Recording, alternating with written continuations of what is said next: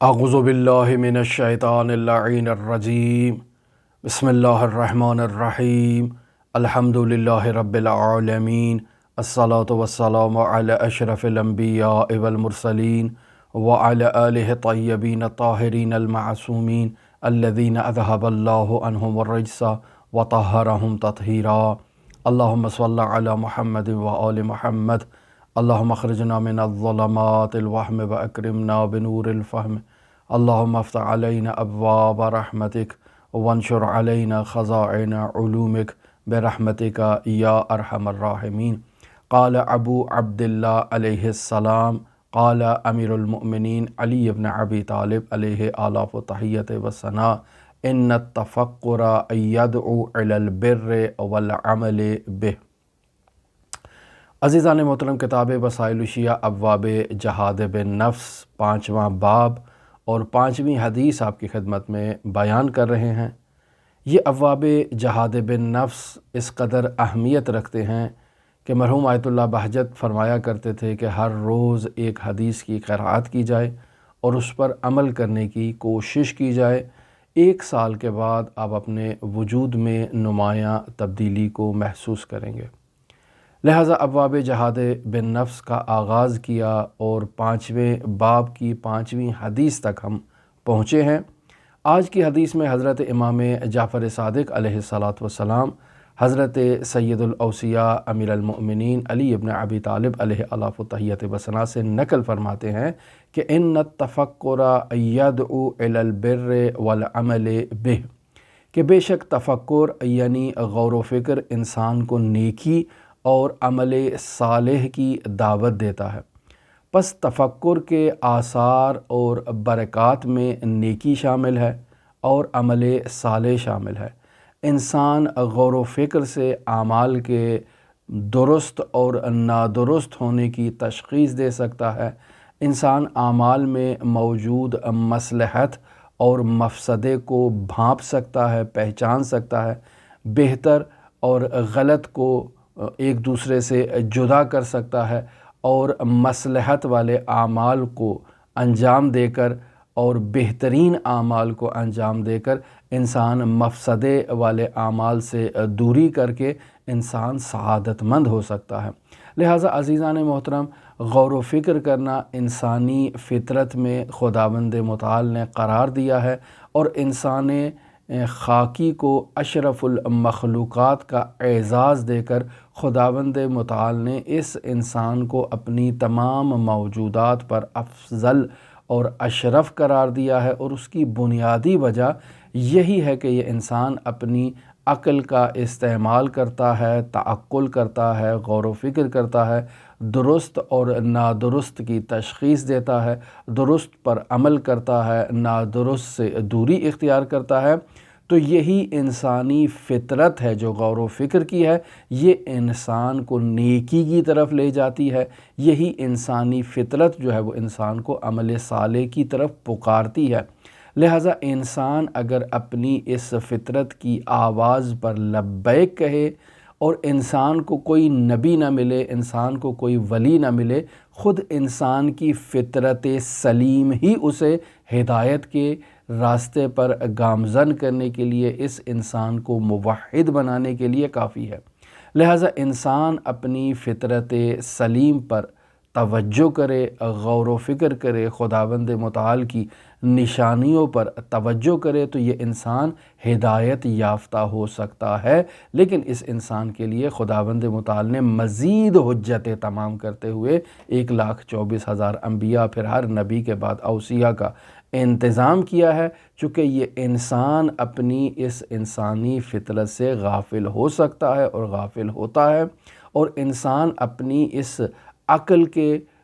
جو قوہ عاقلہ ہے اس کے اوپر دوسری قوتوں کو جب غالب قرار دے دیتا ہے اور انسان کی عقل مغلوب قرار پاتی ہے، تو ایسے میں یہ انسان اسفل السافلین کی طرف چلا جاتا ہے۔ لہٰذا آپ دیکھیں سورہ زاریات کی آیت نمبر 20 ہے اور آیت نمبر 21 ہے، خداوند متعال ارشاد فرماتا ہے وَفِي الْأَرْضِ آیَاتٌ لِلْمُوقِنِينَ، یعنی خداوند متعال ارشاد فرما رہا ہے کہ اور زمین میں اہل یقین کے لیے خداوند متعال نے نشانیاں قرار دی ہیں۔ وفی انفسہم افلا تبصرون، اور خداوند متعال نے خود اس انسان کے وجود میں آیات کو قرار دیا ہے، نشانیوں کو قرار دیا ہے، تو پھر تم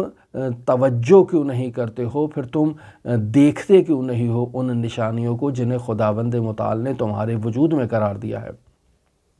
اب یہاں اگر کلمہ وفعل عرض کی طرف توجہ دی جائے تو عزیزان محترم اسی زمین کا یہ جو کرۂ خاکی ہے اس پر توجہ دی جائے کہ اس کے اطراف کا جو ماحول ہے وہ ایک ایسا ماحول ہے کہ وہاں زندگی کا تصور ہی نہیں ہے۔ یعنی زمین ایک ایسی فضا میں گھوم رہی ہے اور چکر لگا رہی ہے جس فضا میں اگر انسان پہنچ جائے تو مخصوص آلات کے بغیر انسان وہاں ایک لحظہ بھر بھی جو ہے وہ زندگی بسر نہیں کر سکتا، زندہ نہیں رہ سکتا، انسان کی موت واقع ہو جائے گی، چونکہ نہ تو وہاں آکسیجن موجود ہے اور نہ ہی وہاں کشش ثقل موجود ہے۔ انسان ہوا میں گھوم پھر رہا ہے اور سانس لینے کے لیے انسان آکسیجن کا محتاج ہے زمین سے۔ اگر وہ سلنڈر لے کر جائے گا، کیپسول لے کر جائے گا تو اس کے ذریعے سے وہ وہاں سانس لے سکتا ہے، اور اگر وہ ختم ہو جائے تو انسان کی موت واقع ہو جائے گی۔ لہٰذا خداوند متعال نے اس کرۂ خاکی کو ایک ایسے ماحول میں قرار دیا جہاں زندگی نہیں ہے، لیکن خداوند متعال نے اس کرۂ خاکی کے اندر زندگی کو قرار دیا۔ اس کا خود اپنا ایک حجم ہے،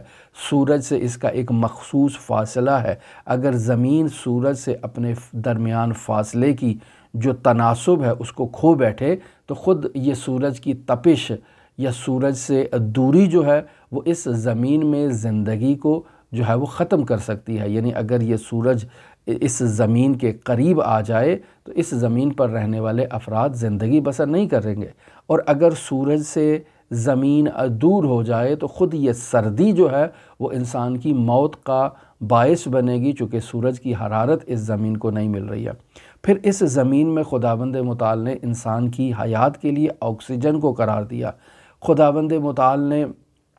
آکسیجن بنانے والی فیکٹریوں کا اہتمام کیا۔ یعنی خداوند متعال نے یہ جو طبی بستر بچھایا، یہ جو خداوند متعال نے درخت خلق فرمائے، یہ جو خداوند متعال نے پودے خلق فرمائے، یہ جو خداوند متعال نے طبیعت خلق فرمائی تاکہ انسان کے لیے آکسیجن کا انتظام ہو سکے۔ خداوند متعال نے اس زمین کے اندر کشش ثقل کو اور جاذبے کو قرار دیا تاکہ انسان اس زمین پر چل سکے، اس زمین پر انسان جو ہے وہ زندگی بسر کر سکے، ایک دوسرے سے ملاقات کر سکے۔ اگر اس زمین پر بھی انسان خلا کی طرح ہوا میں معلق رہتا تو انسان کیسے ایک دوسرے سے رابطہ قائم کر سکتا، کیسے انسان تولید نسل کر سکتا، کیسے انسان زندگی بسر کر سکتا؟ پس خداوند متعال نے اس زمین کو زندگی کے قابل بنایا ہے۔ اب اگر انسان اس بات پر توجہ کرے کہ خداوند متعال نے اس زمین پر اس انسان کی زندگی کے لیے کس قدر نشانیاں قرار دی ہیں، کس قدر علامات قرار دی ہیں، کس قدر نعمات قرار دی ہیں، تو انسان اسی تفکر اور اسی تدبر کے نتیجے میں خداوند متعال تک پہنچ جائے گا،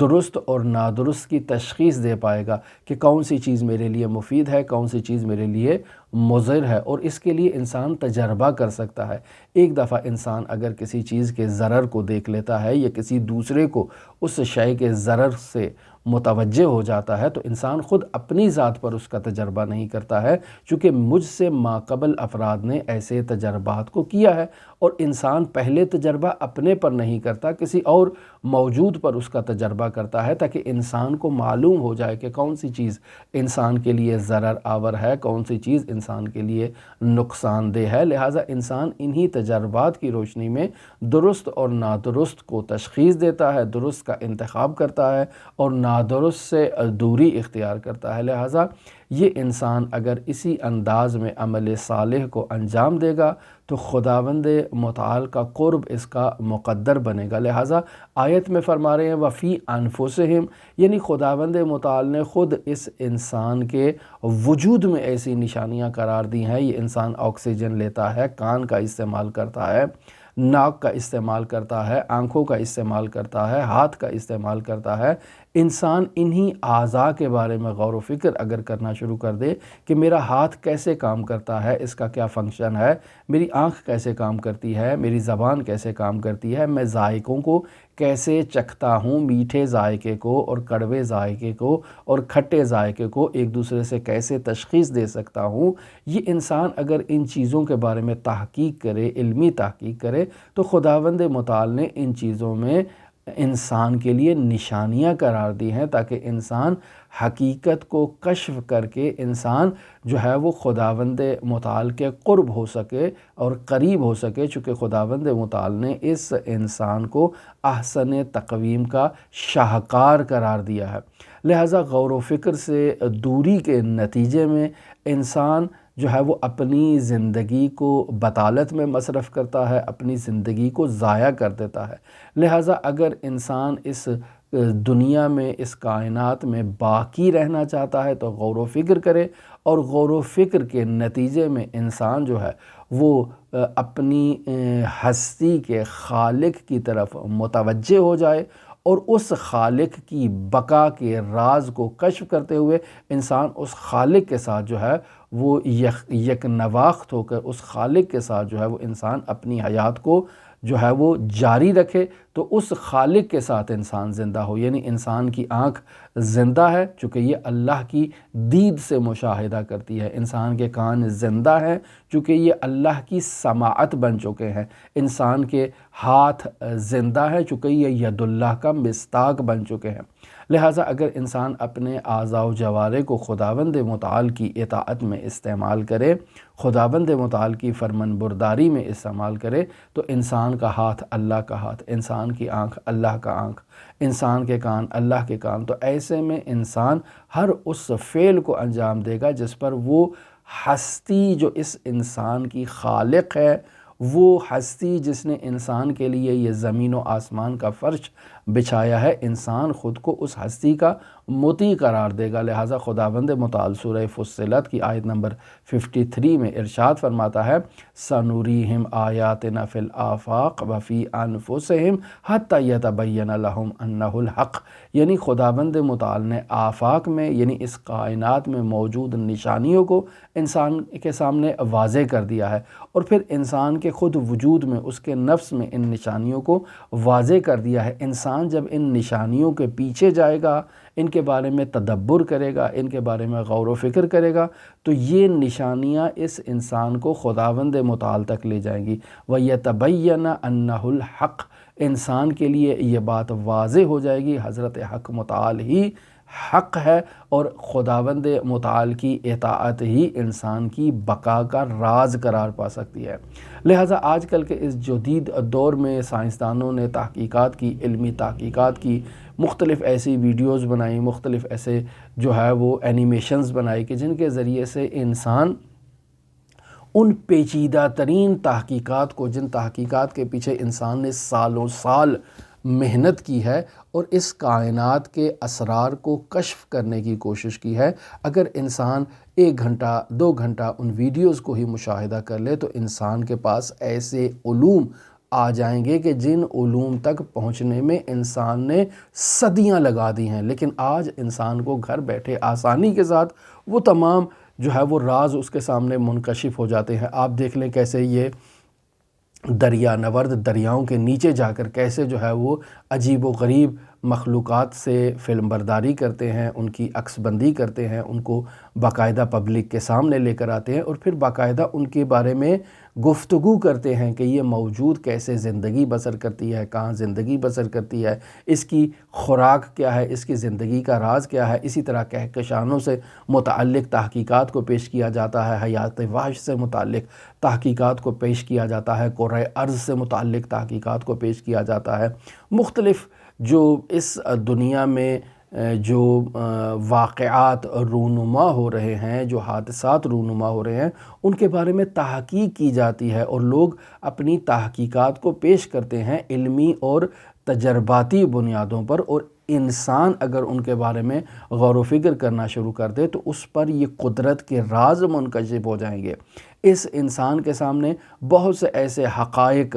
واضح ہو جائیں گے کہ جن حقائق تک پہنچنا انسان کے لیے اس سے پہلے بہت دشوار تھا، یعنی پہلے انسان کو ان حقائق تک پہنچنے کے لیے سالوں سال محنت کی ضرورت تھی، لیکن اب انسان کو اس طرح سے سالوں سال محنت کرنے کی ضرورت نہیں ہے۔ جو حقائق معلوم ہو چکے ان حقائق کو بنیاد بنا کر انسان مزید آگے تجربات اور مزید حقائق کو منکشف کرنے کی صلاحیت رکھتا ہے۔ لہٰذا اسی وجہ سے حضرت سید الاوصیاء امیر المؤمنین علی بن ابی طالب علیہ الاف و تحیت بثنا ارشاد فرما رہے ہیں کہ ان التفکر یدعو الی البر، کہ تفکر جو ہے وہ انسان کو نیکی کی طرف دعوت دیتا ہے، والعمل بے، اور اس پر عمل کرنے کی، یعنی صرف نیکی کی طرف دعوت نہیں ہے۔ ایسا نہیں ہے کہ انسان کو درست راستہ بھی دکھا دیا، برا راستہ بھی دکھا دیا اور انسان کو درست راستے کی طرف دعوت دے دی کہ وہ اگر غلط راستہ اپناؤ گے تو اس دنیا میں بھی خسارہ تمہارا مقدر بنے گی،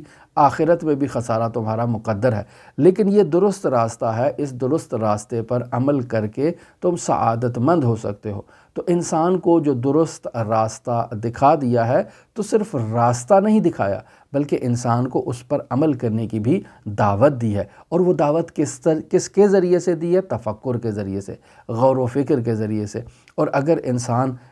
خداوند متعال کی ان نشانیوں کے بارے میں غور و فکر کرنا شروع کر دے تو یہ انسان ہدایت یافتہ ہو جائے گا، یہ انسان جو ہے وہ صراط مستقیم پر گامزن ہو جائے گا۔ لہٰذا عزیزان محترم، نہایت ہی مختصر الفاظ میں حضرت سید الاوصیاء نے ایک بہت عظیم ذخیرے کو ہمارے لیے بیان کیا ہے، ایک عظیم خزانے کو ہمارے لیے بیان کیا ہے۔ لہٰذا ہماری یہ کوشش ہونی چاہیے کہ اپنے اوقات میں غور و فکر کے لیے باقاعدہ ایک وقت کو مقرر کریں کہ جس وقت میں ہم باقاعدہ